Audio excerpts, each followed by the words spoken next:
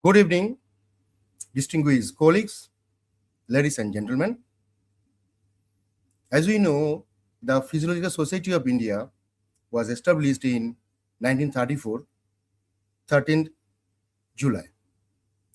So, as the part of the celebration of Foundation Week, this lecture series, today is the last date of the lecture series that has been started on 7th July. And today is 11th July. So from the last 5 days, we have many distinguished speakers throughout the world. So today we have Professor Rao. So it is my great privilege to introduce Professor B.S. Shankaranarayana Rao, a distinguished neuroscientist and academic leader at the National Institute of Mental Health and Neurosciences, Bengaluru. Professor Rao serves as professor in the Department of Neurophysiology, where his pioneering work has advanced our understanding of neural plasticity, synaptic remodeling, and the neurobiology of stress, depression, epilepsy, and aging. With an age index exceeding 40 and more than 9,000 citations, his contributions have shaped global discourse in neuroscience. His landmark studies include demonstrating how chronic stress remodels dendritic architecture in hippocampal and amygdaloid neurons, and collaborative work on correcting Fragile X syndrome in animal model, which opened new avenue for translational neuropsychiatry. Professor Rao's research spans behavioral neuroscience, cognitive neuroscience, biological psychiatry, and neuroendocrinology, with special emphasis on stress responses, circadian rhythm, melatonin, and neuroepigenic regulations. His recent work has explored N-acetylcysteine as a neuroprotective agent in psychiatric and neurodegenerative disorders, underscoring his commitment to bridging laboratory science with clinical relevance. Beyond his prolific publications in journals such as Journal of Neuroscience Research, Psychopharmacology, and Neurochemistry International, Professor Rao is widely recognized for his mentorship of young scientists and his role in strengthening India's position in global neuroscience. His collaborations span premier institutions worldwide, including MIT, Johns Hopkins University, and NCBS TIFR, reflecting his international impact. Today, we are privileged to hear from Professor Rao, whose lecture promises to deepen our understanding of the dynamic interplay between neural plasticity and mental health, and to inspire new directions in both research and clinical practice. So, Professor Rao, now the stage is yours. Please. Thank you, Dr. Rajan Aldar, for the kind introduction. And also, I have a privilege as a member. I am a member for last 40 years for the PSI, Yes. several conferences. It's a great privilege to be part of the PSI. Thanks to the President Prashun, you and the Shampa Madam, and all the executive of the PSI for recognizing and also giving an opportunity for me to share with the PSI fraternity and the others about the brain functions and how the brain is susceptible for various brain disorders and how one could evolve the strategies for treating them. And I will be discussing that, and you are free to interact with me at any time. And also you can send the questions through the email as well. So I am very privileged, Dr. Rajan Aldar. Yes, sir. Yes, sir. We are also very much privileged. We feel very honored that you are here with us. Thank you so much, sir. Okay. I'll be talking about neural plasticity and brain repair mechanisms, and since the brain is so plastic and it evolves the new challenges for treating the complex neurological and psychiatric disorders. So let us try to understand that how complex is the brain, and the brain is an organ of mind, and different regions of the brain is evolved over a period of time, and it controls various complex brain functions. How complex is the human brain? In a way, we are not able to treat all the disorders of the brain. It may be psychiatric disorders or neurological disorders. So most of the cases, what we are doing is we are trying to treat them or manage them, but there is no complete cure for many of the disorders, including the complex psychiatric illnesses. It may be mental retardation or Fragile X syndrome or ADHD or several neurological conditions. What might be the reason for that? So there are three components which makes the human brain much more complex. So one component is that the sheer numbers. The human brain has about trillion neurons, and the speed in which it communicates the information is about 10 to 100 meters per second. And also, most importantly, the connectivity of the human brain is roughly, an analogy is about 15 times the radius of the earth. So that means it's about roughly about 6,300 kilometers is the connectivity what we have in the brain. So these three components, is evolved over a period of time. So what is most challenging is that in the once the human brain is development begins as early as a 3 weeks of conception. Brain is the first one to develop and last one to die. So most importantly, the most of the development of the brain in humans happens, in the home itself. When the child is born, which roughly, which if it weighs about 3 kilos, and the brain weight is about 900 grams. So subsequently, an adult about 70 kilos, it is about 1,400 grams. So you have the complete, the development of the brain, even though it takes about 20 to 22 years. But when the child is born, you have a full blown the brain development. But later on, it's only the refinements which is going to happen. So that you appreciate that the increase in brain science and maturation of cortical circuits is happens over a period of time. And what is most crucial is the experience. So different kinds of experience the child, is undergoing. It may be sensory stimuli, or it may be, the language development, or the movements, or the locomotion. Each of those components and various kinds of experiences, each one of that shapes the human brain. So what is most important is that different regions of the brain, this is the surface of the human brain, and what you get to see is that each one of these small compartments are labeled or is performing the duties of the specific functions. So we know that, okay, there are specific regions of the brain, they control different functions of our body functions, and also it interacts with both the internal world and also with the external world.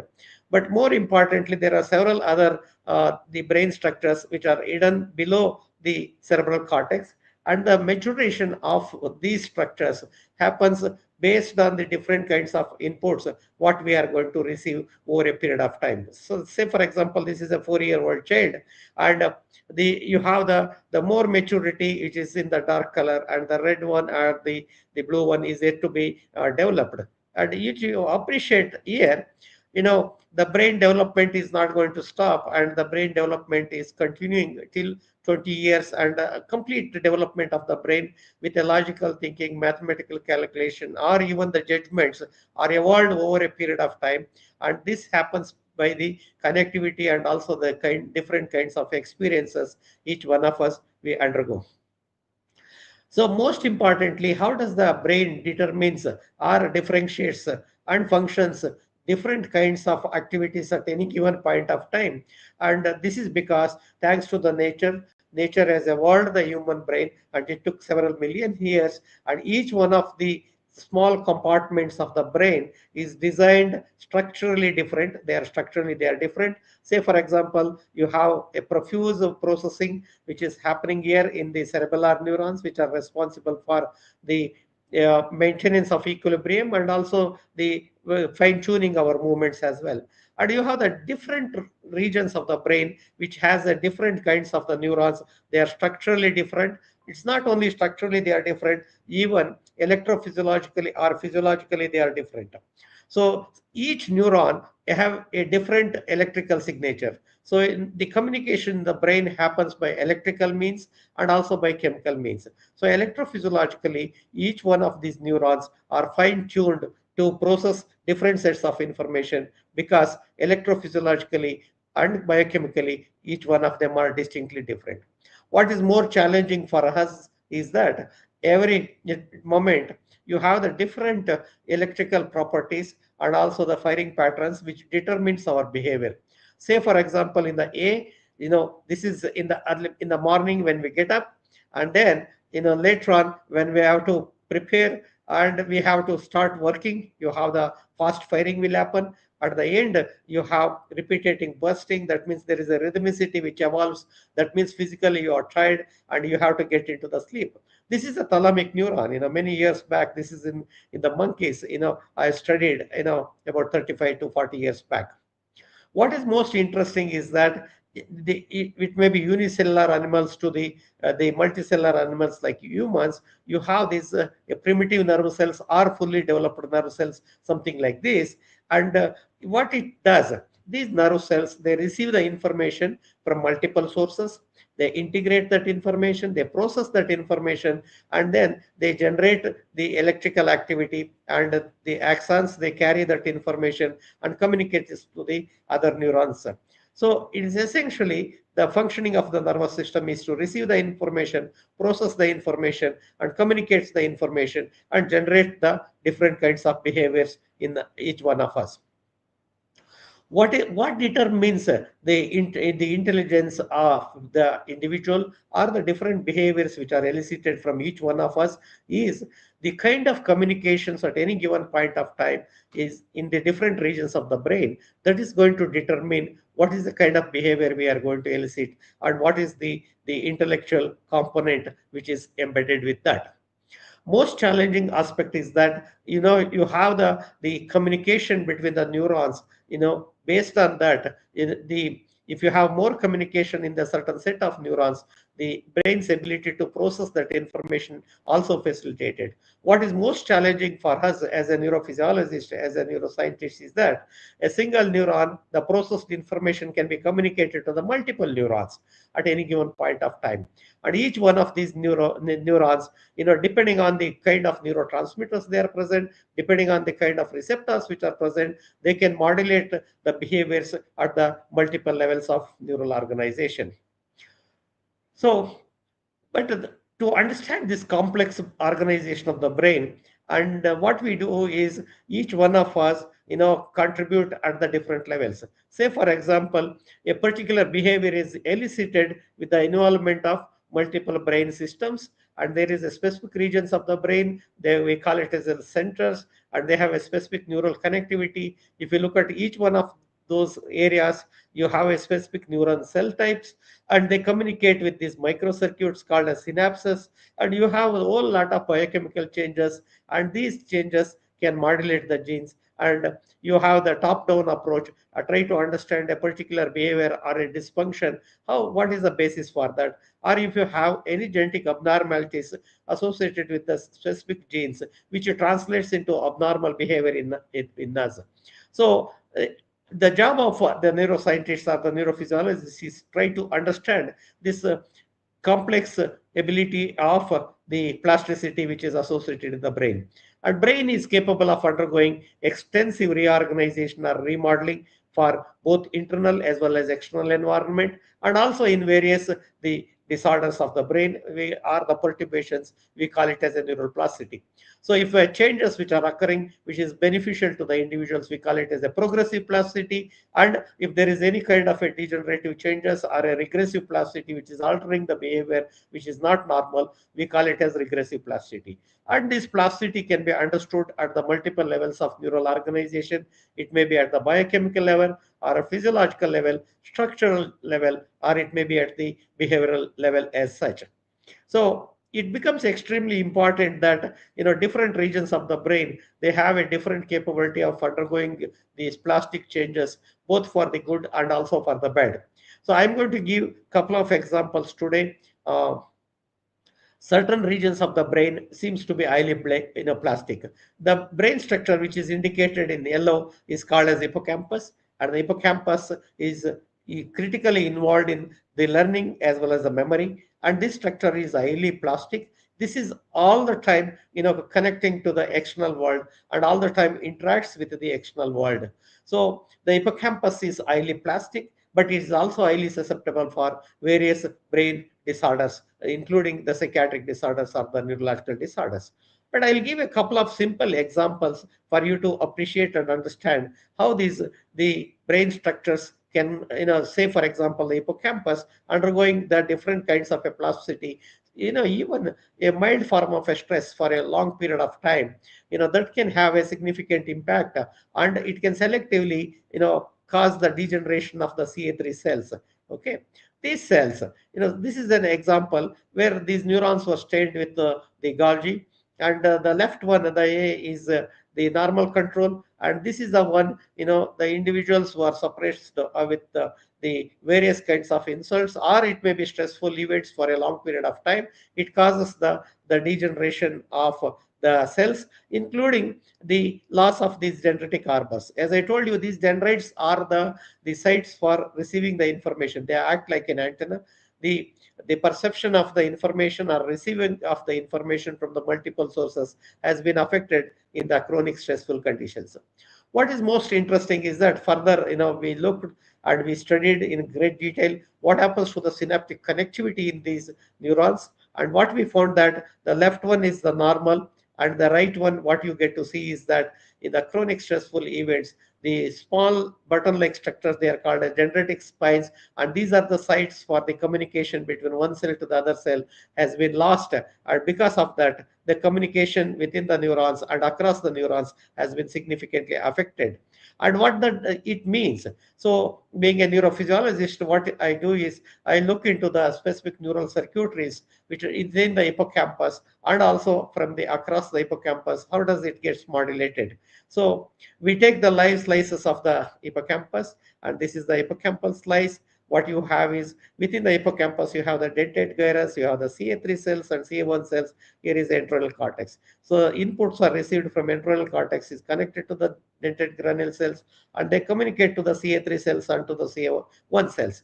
Every time whenever there is a new information reaching into the brain, this circuitry of the hippocampus seems to be extremely crucial. And depending on how long the synaptic activity is enhanced or the electrical activity is sustained, or based on that communication, you have the transformation of short-term memories to the long-term memory. And the electrophysiological signature for transforming the short-term memories to the long-term memory, we call it as long-term potentiation. And these are the extracellular synaptic potentials, what we study, the excitatory postsynaptic potentials. So this is what you get to see whenever you have a new information reaching into the hippocampus. You have the enhanced activity. The red one, what you get to see is that the synapses get strengthened, and what you find, following the stress is that you have the ability for transforming the short-term memory to the long-term memory by enhancing the electrical activity within the hippocampus, specifically in the specific circuits, are compromised. So you get to see the red one. So when you are in a stressful event, even though you are physically present, but you are not able to appreciate what is happening in and around you, and also you are not able to remember, and there is your behaviors has been significantly altered as such. So to understand that one, and we study various kinds of the behaviors, and to understand the hippocampal functions. One such memory is the spatial memory. So each one of us, for us to reach into a particular place, we keep some kind of a clues.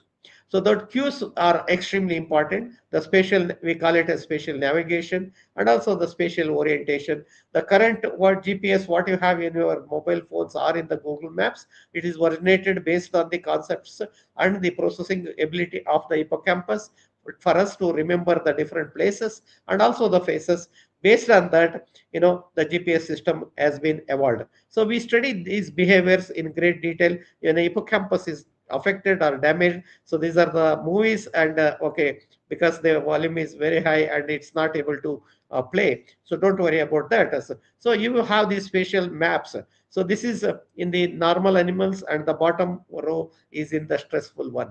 So even though this, even if you have a stress, you do learn the activity, but it takes long time and you do more errors. And that's what we study with great details. So let me summarize this one. What happens whenever you have a chronic stressful events, you have a regressive plasticity. Say for example, learning and memory is impaired, and you have the cells has been lost, the ability to process the information, the synaptic circuitries has been significantly impaired, and there is a loss of cells, and you have the synaptic connectivity is decreased. Whole lot of biochemical changes happens, and including the molecular changes. And also most importantly, the hippocampus is the brain structure all the time interacts with the external world, and this is a structure all the time you have the new cells is formed. Whenever there is a new learning happens, you have the new cells are formed in the hippocampus.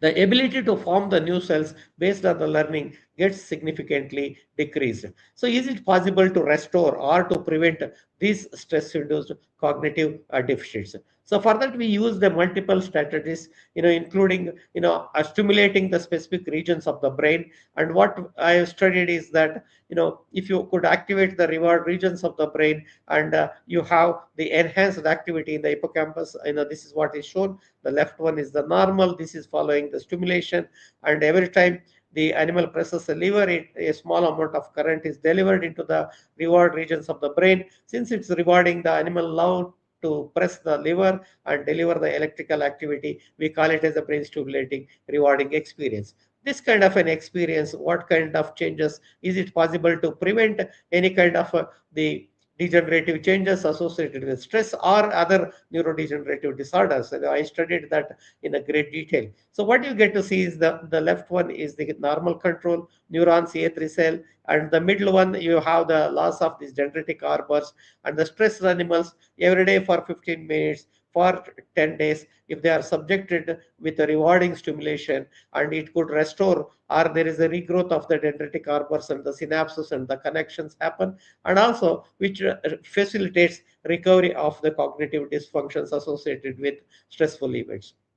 So even though we know that the specific brain pathways which are responsible for the degenerative changes and the cognitive deficits associated with various neurological disorders, my earlier studies about 35 years back, that I used to do the surgeries and implant the electrode and activate the specific brain pathways. Subsequently, I have learned that is it possible to activate the same regions of the brain by using the non-invasive procedures, because we have the rehabilitation, psychiatric and neurological rehabilitation at NIMHANS. I used to, work with them very closely. Then we started evolving the different kinds of strategies for, enhancing the cognitive ability, social ability, locomotor ability, and also reward-based learning. And one such component is the enriched environment. I call it as a rat version of Disney World. So when you have exposed to the such kind of an enriched environment, is it possible for us to restore the stress associated impairment in the hippocampal information processing, or the translating the short term memory to the long term memories? Indeed, the good environment for a long period of time, and that can facilitate the restoration of the stress associated degenerative changes, including abnormal synaptic plasticity. So these changes doesn't is specific only to the hippocampus. Prolonged stress can lead to the anxiety, and we started looking into the other region of the brain. The other structure is the most crucially involved in the anxiety, fear, and also the emotional memory is the amygdala. This is a small region of the brain, and this portion of the brain, this structure is crucially involved in regulating our fears, and also altering our anxiety, and also making susceptible for various kinds of the emotional memories. And all these components are affected in various psychiatric illnesses, both in the development and also in the adulthood.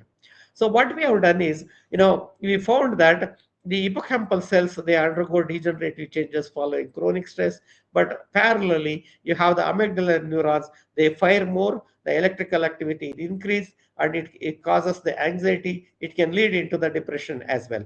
So we found that the hippocampus and amygdala has a differential role in terms of regulating the stress responses, that is the hypothalamus pituitary adrenal axis. So what happens in the chronic stress, the hippocampal cells, they undergo degeneration, thereby the negative feedback onto the HPA axis has been lost, but the amygdala will be keep on firing. That's why whenever we are in a stressful condition and you have these symptoms, they pop up. So what we thought, that is it possible to regulate the functioning of the amygdala by implanting the electrodes into the brain. So what I have done is, I put a cannula, a small capillaries into the basolateral amygdala. A small amount of a drug has been injected by, it's a sodium channel blocker, and it is temporarily, it activates the amygdala neurons very selectively for 1 hour period. So you just inactivate the amygdala, then you subject these animals to the stress, and or into the depression, or in different studies what we noticed is that, before you subject the individuals to the stress, if the amygdala is inactivated, the stress is not going to impair the hippocampal dysfunctions or the frontal cortical functions. Further, the prolonged stressful events can translate into a biological dysfunction in our behavior. The disease is called as the depression. So, major depression is a mood disorder which is characterized by sustained disturbance in emotional, cognitive, behavioral, and also the somatic regulation. So, there's something which begins as a stressful event which lead into an anxiety, and if you don't take care at that point of time, it translates into a biological disorder called as the depression. And in the depression, what you get to see is that your lack of interest and a depressed mood, there is a fatigue, and your lack of concentration, your sleep is altered, and then you feel that you are guilt and you feel worthlessness, and then you end up into the attempting a suicide or committing a suicide. So one need to be extremely careful that a small stressful events which is happening in our life, should be able to handle it, and we should be able to take care of it. And if you have these symptoms is for 1 or 2 weeks, and that is the time you have to consult the psychiatrist and take the help. A lot of studies I have done for many years, both including the postmortem brains of the major depressive patients, and this is what you get to see. This is the normal cortical cell, and this is the cell which is shrunk, and its dendritic arbors are decreased. And when you are in the depressed condition, and you are not able to process the information significantly because the button-like structures is called as dendritic spines has been lost in the major depressive disorders. In addition to that, the ability to process the information in the hippocampus is also significantly affected. So for that, we try to use pharmacological and non-pharmacological management of major depression, either SSRI, SNRIs, or in the combination of those drugs. Each one of them have a significant impact on restoring the abnormal synaptic plasticity in the hippocampus. Further, it is not only that the stressful events which is occurring in our personal life is going to have an impact. Even various kinds of the environmental stressors can also have a significant impact onto the hippocampus. This is when you expose to the high altitude hyperbaric hypoxia, and again the hippocampus is dysfunctional. The reaction time decreases, the body temperature decreases, the brain temperature decreases, the blood supply to the brain decreases. You have the oxygen levels are significantly decreased, and the blood supply to the brain is also decreases. Because of that, the reaction time in the high altitude, is significantly affected. So in collaboration with the DRDO for many years, I started looking into the what is different altitudes when we are exposed, what kind of an impact it has on cognitive functions, why the reaction times are impaired, and is it possible for us to restore. And in that process, we try to understand the dysfunctions associated with the hippocampus, and then we started evolving different kinds of treatment strategies, and we developed some pharmacological agents as such. Okay, what is more important is that it doesn't stop there, and the dysfunctions associated with our brain, and if any kind of a prolonged stressful events or an anxiety or a depressive conditions, and it can make us susceptible to various forms of neurological disorders. But I'll give only one example, that is the epilepsy. So epilepsy is a common neurological disorder which is characterized by recurrent spontaneous seizures, which can occur motor, sensory, cognitive, and autonomic dysfunctions. And over 50 million people worldwide, they suffer with epilepsy. And this numbers is significantly getting increased. Among several uh, types of the epilepsies, the temporal lobe epilepsy seems to be very, very common. And so to mimic the temporal lobe epilepsy and the drug resistant epilepsies, we developed an animal model, and we try to understand what is the neurophysiological, neurobiological basis of this temporal lobe epilepsy. And then we study these animals, by placing the electrodes in the brain and record the EEG activity with the video EEG, and also the phenotypers, we monitor them. And once you have a seizures or the fits, and subsequently, some individuals they don't develop, and some individuals there is a recurrence of these seizures. So to have this control of these seizures, for that, what is the basis for that? Is it possible? How soon we have to treat, and how we have to treat? That is that kind of a studies has been performed for several years in my laboratory, and including the postmortem brains of the temporal lobe epileptic patients. I have started using it, and what we noticed is that there is a aberrant changes which is occurring in the brain, and which is responsible for the degenerative changes as such. Okay, so this is very true both in the humans and also in the animal models. We try to understand each one of that. And what we notice is that the ability of information processing and the cognitive abilities are significantly impaired, because the hippocampal cells they undergo degenerative changes, and they're no longer they process that information very, very effectively. So to understand this one, we use a wide range of preclinical studies. In the preclinical studies, what we noticed is that uh, we have the degenerative changes, and also the recurrence of the spontaneous recurrent seizures, which occurs at the different time points, both in the humans and also in the animals. That's why we need to monitor for several months.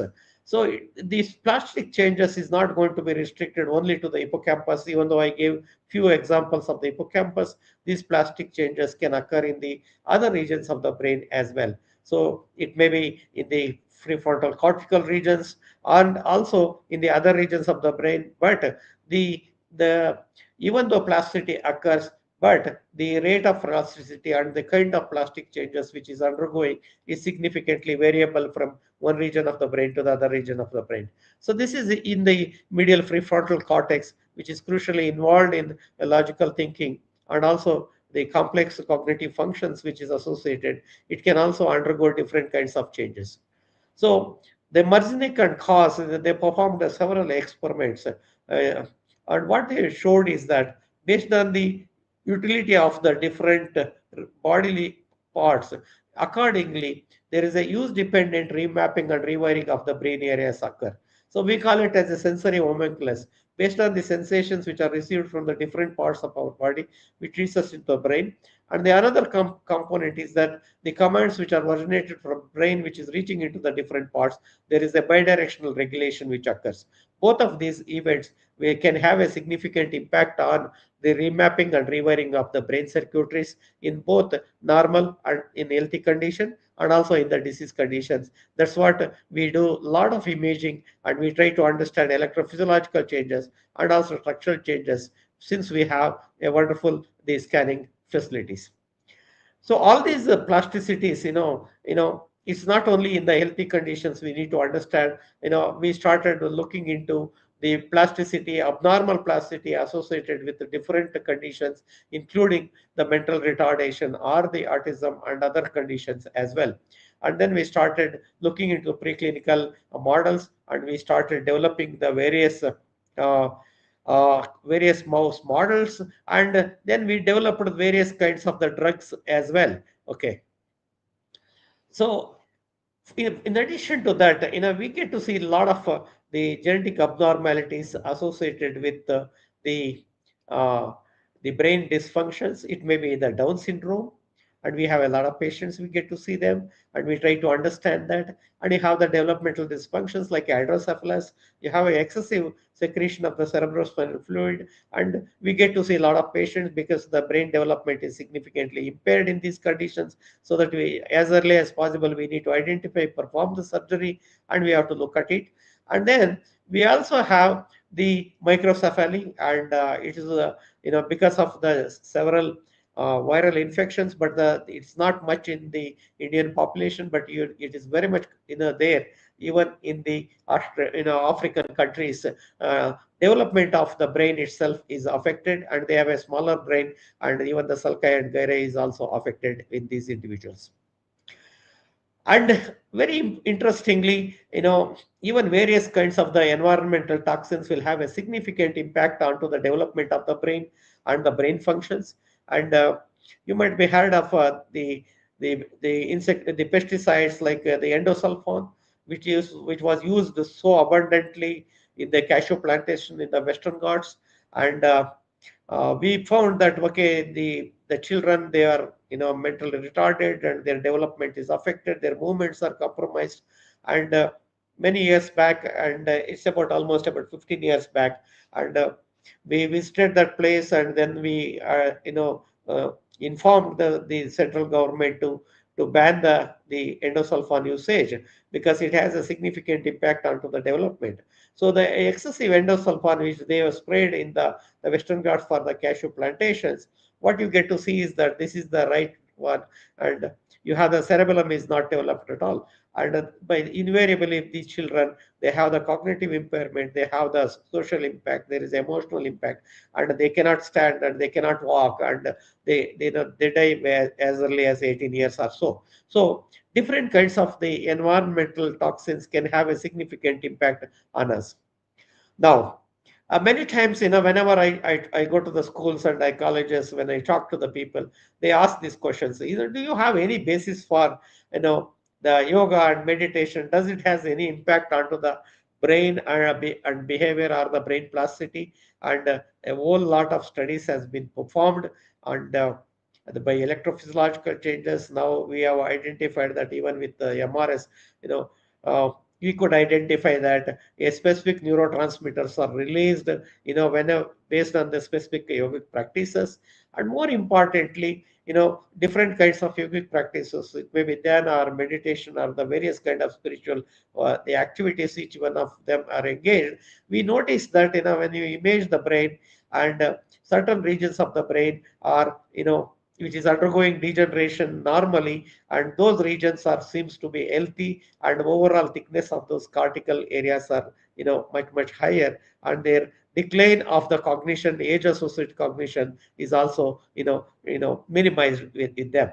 And the meditation or the yoga or the dhyana, each one of them has a very neuroprotective uh, functions. And the age associated cognitive decline, or it may be in the various neurological and psychiatric disorders. We have an integrative medicine department is evolved over a period of time, and we notice that, okay, we need to have an individualized yogic practices along with as an adjuvant therapy, along with the standard care of treatment, what we are going to do it. Let me start summarizing here so that there is some time for me to answer the questions from the audience. And I gave the examples that you have a progressive plasticity, and also you have a regressive plasticity. The regressive plasticity, like examples like stress, or it may be anxiety, or it may be depression, or it may be neurological conditions like epilepsy, or the environmental stressors like hypobaric hypoxia, or it may be aging, or a mental retardation, many of them.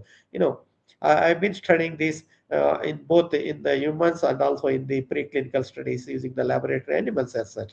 So you have the reduced plasticity or a regressive plasticity. So for that, we have to use a multiple treatment regimes. It may be the good environment, and there is a various forms of learning exercises, or it may be the anti-epileptic drugs or antidepressant drugs and medicinal plant extracts, and we use the different kinds of molecular mechanisms, including the enhancing the tropic supports and yoga or meditation. And from last 10 years or so, I started working on, transauricular vagal nerve stimulation. You could peripherally, you could stimulate the concha region of the ears, and it could activate the specific brain pathways, and thereby it could reduce the overall depressive symptoms in the human patients and also in the laboratory animals. So whatever we do in the laboratories that need to be translated for the patient care. So NIMHANS is the place where I have a great opportunity, uh, where we understand the disease process in with the patients, and we come back to the laboratories and we try to understand what is the basis for that. We also have a whole lot of biological samples which are available with us, and that is very, very helpful for us to understand the complex organization of the brain, both in health and also in the disease conditions. So we try to understand neuroplasticity as a tool to repair. The repair happens because brain is capable of undergoing continued rewiring and remodeling of the brain circuits throughout our life, and these plasticity mechanisms are responsible for recovery of functions in both psychiatric and neurological conditions. What is more challenging for us is that we need to know the precise reason for the various regions of the brain, how it affected in various neurological or psychiatric conditions, and that's why we need to understand that. What is that makes humans more, specific, more special, is that we are the social animals, and the behavior is a function of the brain. And we need, now in urban, because of the urbanization, because of our stressful life, and we have the nuclear families, and you don't have that kind of a stress management which is happening with our families. So probably because of that, our behaviors and also managing the stressful things is significantly compromised. So I need to thank all my collaborators and also all my students who have been part in my journey for last 40 years or so. I had a great opportunity to collaborate with Eric Kandel and looking into the developing the drugs for the aging, and another Nobel laureate, Susumu Tonegova. And so I try to understand what is the basis for the mental retardation and started developing the drugs. And also with Mark Baer and with the Rockefeller University with Bruce McEwen, I started looking into the molecular basis of the stress associated changes, and collaborations with NCBS, DRDO, and also several other institutions within the country and across the country.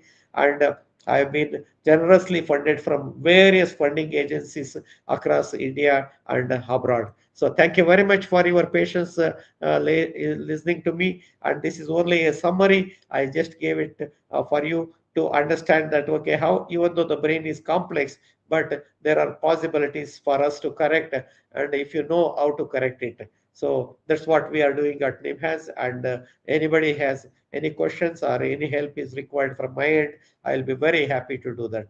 Thank you very much, Dr. Rajan Haldar, and I will be very happy to take any questions. Thank Okay, you, Dr. sir. Prashant. Yeah, thank you, sir. Thank you very much for your nice lecture, and it was a great pleasure to listen to you. And so nice, so mesmerizing your journey. Actually, described your journey from the beginning to the end. It's so nice, so nice. As such, we don't have any questions from the audience. But if you permit, I would like to have some questions like how you would like to uh, categorize the reward phenomena. Like what I want to mean is that in case of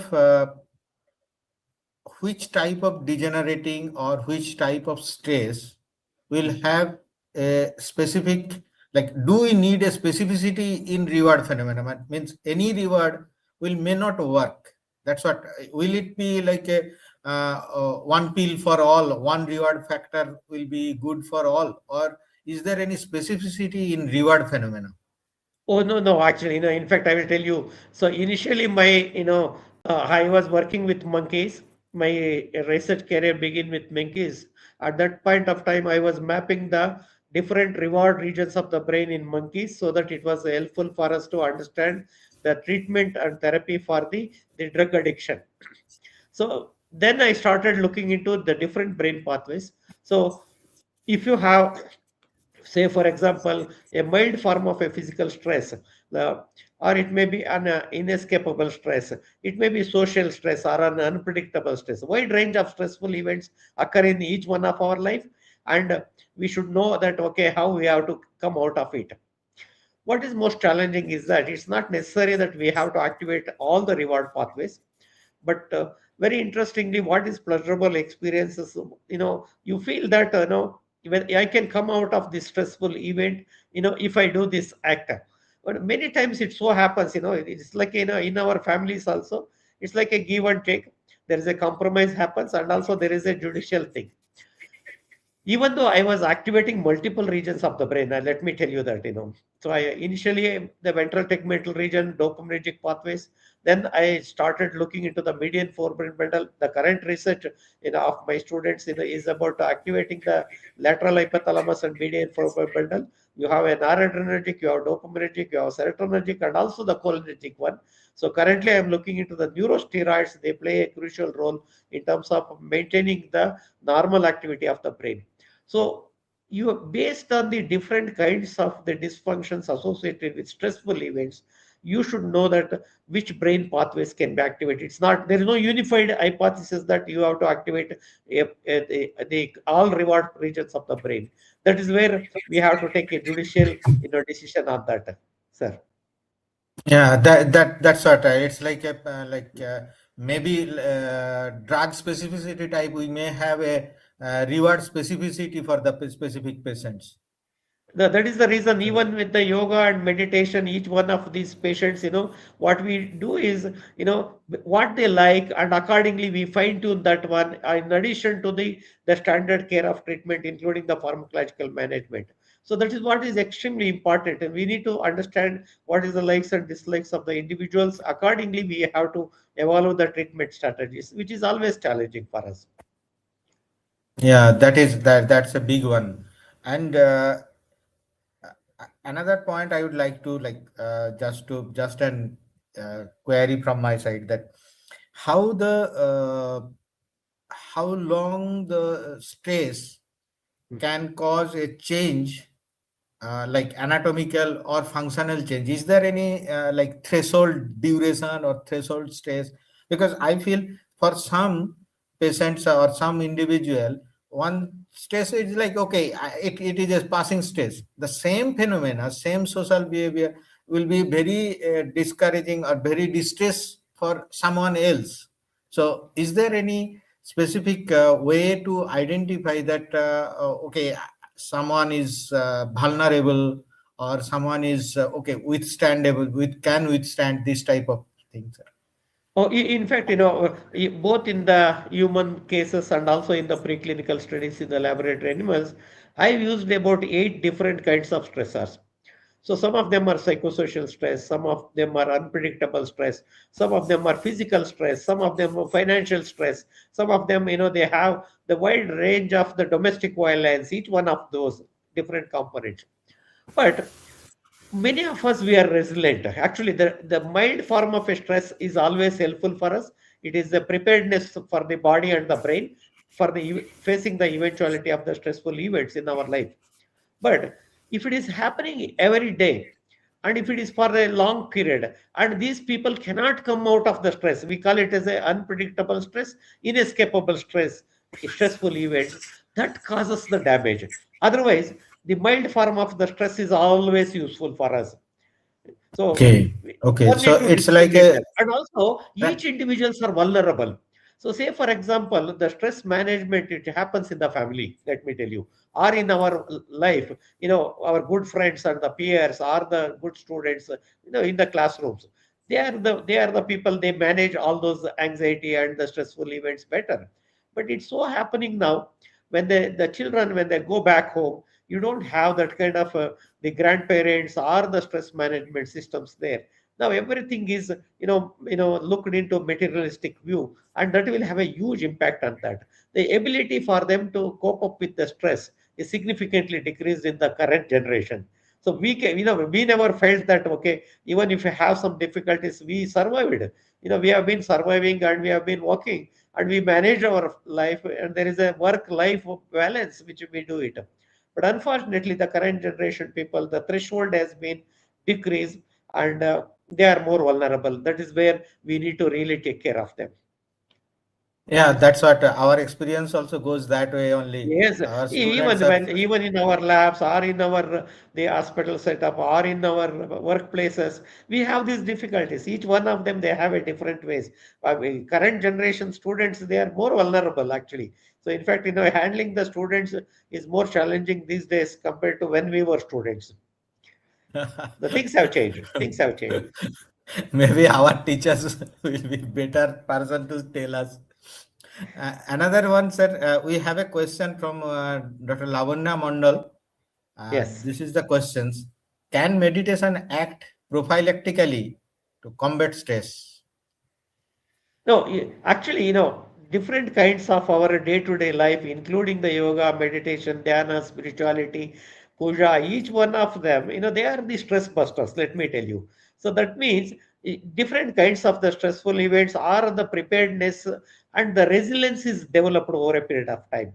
So in fact, we studied the individuals who are having a particular kind of yogic exercises, whether they are susceptible for the brain disorders. In fact, the susceptibility for various kinds of dysfunctions is significantly decreased. So, but if the disease has come, but what we have to do, we have to treat them. So for that, what we do is it's an adjuvant therapy. So in addition to the standard care of treatment, the yoga and meditation can be adjuvant therapy. So it is a both neuroprotective, where the prevention is possible if your mind and body and they is maintained well with the yoga. And also, if it in case if a disease condition is is there, and it precipitates most of the disease conditions, in some cases, but one need to be very careful what kind of the yogic practices which you are going to do, until unless you have a specific yoga teacher, and we have to design for it. But general routine things, and each one of them, there's asanas and everything is part of our life. But no longer we sit on the floor, and we don't longer we eat, and we no longer we cook, and everything is the first life and fast track things, and we lost most of those things. Those asanas and everything is a part of our life as a human life. But certainly it has a significant impact onto the quality of our life, and also to come out of the stressful events. So we have to do that. We have been practicing that. Anyway, thank you very much, sir. It's a fantastic session we had, and I'm sure there will be some questions. People normally is like resistant to talk. People Oh, they absolutely no may. problem. If they have some queries, they can send it by email to me, and there is absolutely no problem. And also those who have the questions, the young students and also the faculty, please attend the next in our PhysioCon conference in Baby Nagar. I will be coming there, and I will be very happy to interact with each one of them in person as well. This is a great opportunity.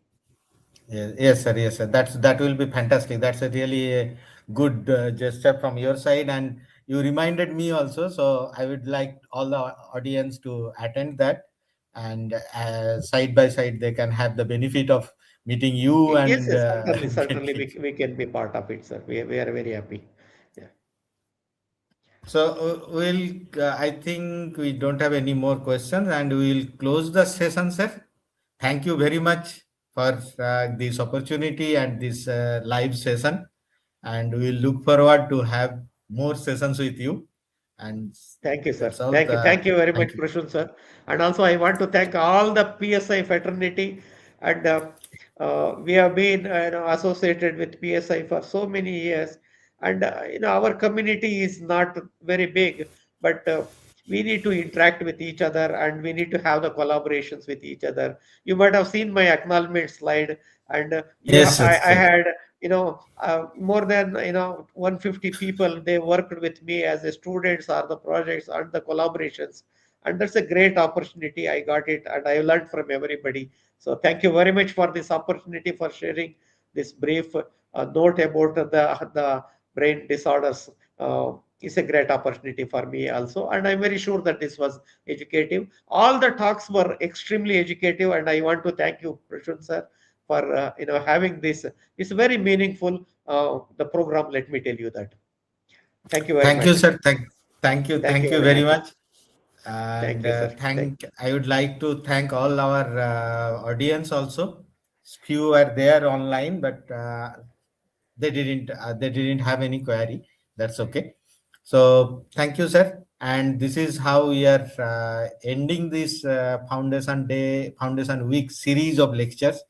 And we had, as you know, we had Professor Suparna Sannal, then we had Professor Kubo, and then we had Professor Dipankar Pal, Sri Dipankar Pal, and then we had Professor Susan.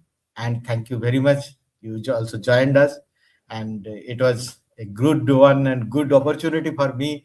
And I was being the screen behind the screen. I was listening to all of them, and I was thankful. It's a good one I had. And also, Thank you I very want to thank Professor Shampaji for, she has coordinated so well all the activities, thanks to her as well.